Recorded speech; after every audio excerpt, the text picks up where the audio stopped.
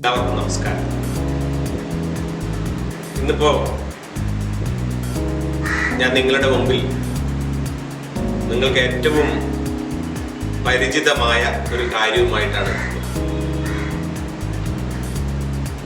മുമ്പൊക്കെ നാട്ടിൻപുറങ്ങളിൽ ഒരു വിശ്രമ വിനോദമായിട്ടും ബുദ്ധിപരമായ വിനോദമായിട്ടും ഒക്കെ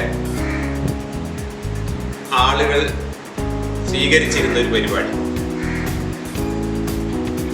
രണ്ട് ഭാഗത്തായിട്ട് നിലയുറപ്പിച്ചിട്ട് അഥവാ രണ്ട് ടീമുകളായി മാറിയിട്ടൊക്കെ മത്സരിച്ചിരുന്ന ഒരു പരിപാടി.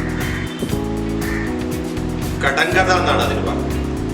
കടങ്കഥ, ഒരുപാട് കടങ്കഥകൾ കുട്ടികൾ പ്രത്യേകിച്ച് ഈ കാലത്തൊക്കെ കേട്ടിട്ടുണ്ട്. ഒരുപാട് കടങ്കഥകൾ അവർക്ക് അറിയാം, നിങ്ങൾക്കറിയാം. മുമ്പൊക്കെ നമ്മുടെയൊക്കെ വീട്ടിലുള്ള ആളുകൾ ഈ കടങ്കഥകളെ ഒരു മത്സരമായിട്ട് എടുത്തതായ സമയത്ത് രണ്ട് പക്ഷത്ത്, നേരത്തെ പറഞ്ഞതുപോലെ രണ്ട് പക്ഷത്ത് നിൽക്കും, രണ്ട് ടീമായിട്ട് നിൽക്കും. ഒരു ടീം ഒരു കടങ്കവിത പറയും, അഥവാ ചോദിക്കും. അടുത്ത പക്ഷത്തിലുള്ള ആളുകൾ അതിന് ഉത്തരം പറയണം. അഥവാ ഉത്തരം പറയാൻ സാധിച്ചിട്ടില്ലെങ്കിൽ കടം പറയണം. അങ്ങനെ കടം പറയേണ്ടി വരുന്ന സാഹചര്യങ്ങൾ അവർ പരാജയപ്പെടും. അങ്ങനെ കടം പറയുന്ന കഥകളെ കടങ്കഥകൾ എന്ന് പറയേണ്ടി വരും.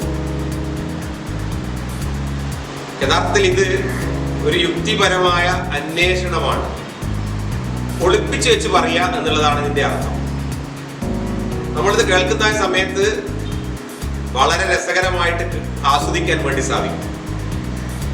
അങ്ങനെ കേൾക്കുമ്പോൾ നമ്മുടെ മനസ്സിലൊരു ചിത്രം തെളിയുന്നു.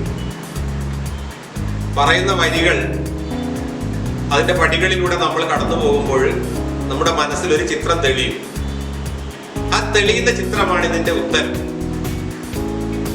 ചിലപ്പോൾ ഏതെങ്കിലും ജീവികളായിരിക്കും അതിനുള്ളിൽ ഒളിഞ്ഞു കിടക്കുന്നത്, ചിലപ്പോൾ ഏതെങ്കിലും വസ്തുക്കളായിരിക്കും, ചിലപ്പോൾ എന്തെങ്കിലും പ്രവൃത്തിയായിരിക്കും. ഇങ്ങനെ കടങ്കവിതകളുടെ ഒരു വിശാലമായ ലോകം നമ്മുടെ സാഹിത്യത്തിൽ ഉണ്ട്. ആ ലോകം എന്ന് പറയുന്നത് നമ്മുടെ നാടോടി സാഹിത്യത്തിന്റെ ഒക്കെ അടിസ്ഥാനമാണ്. ഇങ്ങനെ കടമൂളിക്കുന്ന കടങ്കഥകൾ കഥാരൂപത്തിലോ അഥവാ ഗദ്യരൂപത്തിലോ പദ്യരൂപത്തിലോ ഒക്കെയുണ്ട്. അങ്ങനെയുള്ള ചില കടങ്കവിതകളിലേക്ക് നമ്മളൊന്ന് കടന്നു ചെല്ലുകയാണ്.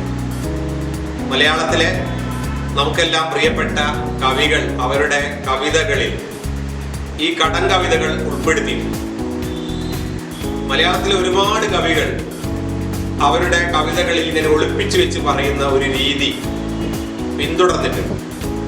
അങ്ങനെ മലയാളത്തിലെ കവികളും എഴുത്തുകാരും അധ്യാപകരും അധ്യാപക കൂട്ടായ്മകളും ഒക്കെ ഉണ്ടാക്കിയ ചില കടങ്കവിതകളിലൂടെ നമുക്കൊന്ന് സഞ്ചരിക്കാം. ഞാൻ കടങ്കവിതകൾ ഒന്നോ രണ്ടോ തവണ ഇവിടെ പറയും. ആ സമയത്ത് നിങ്ങൾ ചെയ്യേണ്ടത്, നിങ്ങൾ അതിൽ തന്നിരിക്കുന്ന അല്ലെങ്കിൽ പറഞ്ഞിരിക്കുന്ന കടങ്കവിതകൾ ഒന്നുകൂടി കേൾക്കാൻ ശ്രമിക്കുക, ഒന്ന് ചൊല്ലാൻ ശ്രമിക്കുക. അതിന് വ്യത്യസ്തമായ ഈണവും താളവും ഒക്കെ നിങ്ങളുടേതായ രൂപത്തിൽ കൊടുക്കുക. അതോടൊപ്പം അതിൻ്റെ ഉത്തരങ്ങൾ കണ്ടെത്താനുള്ള ഒരു അന്വേഷണം, യുക്തിപരമായ ഒരു അന്വേഷണം. അപ്പൊ നമുക്ക് ആദ്യം തന്നെ മലയാളത്തിലെ ഒരു കവിയുടെ കവിതയുടെ അല്പഭാഗം ഞാൻ നിങ്ങളെ കേൾപ്പിക്കുകയാണ്. നിങ്ങൾ അതൊന്ന് കേൾക്കുക. ചിലപ്പോൾ ഞാനൊരു രണ്ടോ മൂന്നോ വരി ചൊല്ലുമ്പോൾ തന്നെ നിങ്ങളുടെ മനസ്സിൽ ഒരു ചിത്രം തെളിയാൻ സാധ്യതയുണ്ട്. എങ്കിലും നിങ്ങൾ അത് പൂർണ്ണമായിട്ട് കേൾക്കുക. വളഞ്ഞുരുണ്ടും വെളുത്തുകൂർത്തും വളർന്ന കൊമ്പുണ്ടേ, വളരെ ചെറുതാം കണ്ണുകളുണ്ടേ, വലിയൊരു വയറുണ്ടേ, കാറ്റത്തിളകും ചേമ്പില മാതിരി കാതുകൾ രണ്ടുണ്ടേ, കാലുകളല്ല കനത്ത കരിങ്കൽ തൂണുകൾ നാലുണ്ടേ, കറുത്ത നിറമാണുടലും കാലും കഴുത്തുമെന്നാലും, വെളുത്ത ഭസ്മക്കുറി പോൽ നെറ്റിയിൽ ഇത്തിരി പാണ്ടുണ്ടേ, ആളുകളേറിയ കൗതുകമോടെ കണ്ണെറിയും പറഞ്ഞപ്പോൾ തന്നെ നിങ്ങളുടെ മനസ്സിൽ ഒരു ചിത്രം തെളിഞ്ഞു വന്നിട്ടുണ്ടാവും. നിങ്ങളൊരു 3 വരി കേൾക്കുമ്പോഴത്തേക്ക് നിങ്ങളുടെ മനസ്സിൽ ആ ചിത്രം തെളിഞ്ഞിട്ടുണ്ടാവും. ആ ചിത്രം മറ്റൊന്നുമല്ല, ഒരു വലിയ ജീവിയുടെ ചിത്രം. ആ ജീവിക്കുള്ള പ്രത്യേകതകളാണ് ഈ കവിതയിൽ പറഞ്ഞിരിക്കുന്നത്. കവിതയുടെ ആദ്യ ഭാഗവും തുടങ്ങുന്നത് ആ ജീവിയെ കുറിച്ച് പറഞ്ഞുകൊണ്ട് തന്നെയാണ്, അതിന്റെ പേര് പറഞ്ഞുകൊണ്ട്. ഇതിന്റെ ഉത്തരം മാത്രം ഞാൻ നിങ്ങളുടെ സൂചനകളിലൂടെ, വീണ്ടും ചില സൂചനകളിലൂടെ നിങ്ങളോട് പറയുകയാണ്. ആദ്യത്തെ വരി ഇതാണ്: അമ്പല ഗോപുര നടയിലൊരാന കൊമ്പനെ ഞാൻ കണ്ടേ, മുമ്പ് മുതൽക്ക് ആനയിലിത്തിരി കമ്പമെനിക്കുണ്ടേ, മുമ്പിൽ തുമ്പു തുളഞ്ഞു വളഞ്ഞൊരു തുമ്പിക്കരമുണ്ടേ, കണ്ട മരത്തിൻ ചില്ലകളെല്ലാം ചീന്താൻ ബലമുണ്ടേ.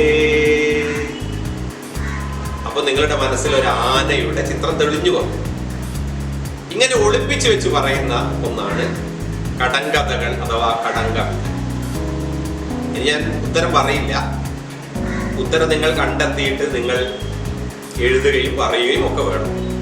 അതോടൊപ്പം ഈ വരികളുടെ ചില പ്രത്യേകതകൾ, സാഹിത്യപരമായ പ്രത്യേകതകൾ, അതിന്റെ പ്രാസഭംഗി, അങ്ങനെയുള്ള ചില പ്രത്യേകതകളിലൂടെ നിങ്ങളൊന്ന് കടന്നുപോകുക. കടങ്കഥകൾ പഠിക്കുമ്പോൾ ചില കാര്യങ്ങൾ നിങ്ങൾ മനസ്സിലാക്കേണ്ടത്: നമ്മുടെ ആസ്വാദന ശേഷി വർദ്ധിക്കുന്നു, ബുദ്ധിശക്തി വർദ്ധിക്കുന്നു, ഏകാഗ്രത വർദ്ധിപ്പിക്കുന്നു, യുക്തിചിന്ത വർദ്ധിക്കുന്നു. ഇങ്ങനെ ഒരുപാട് ഒരുപാട് ഒരുപാട് ഗുണങ്ങൾ കടങ്കവിതകൾ കേൾക്കുന്നതായ സമയത്ത്, അഥവാ പരിചയപ്പെടുന്നതായ സമയത്ത്, അഥവാ നമ്മൾ ചോദിക്കുന്നതായ സമയത്ത്, പറയുന്നതായ സമയത്തൊക്കെ ഉണ്ടാവുന്നു. അടുത്തൊരു കടങ്കവിത ശ്രദ്ധിക്കും. ഇവിടെ ഞാൻ ആനയെ കുറിച്ചാണ്. ഇനി വേറൊരു ആനയാണ്.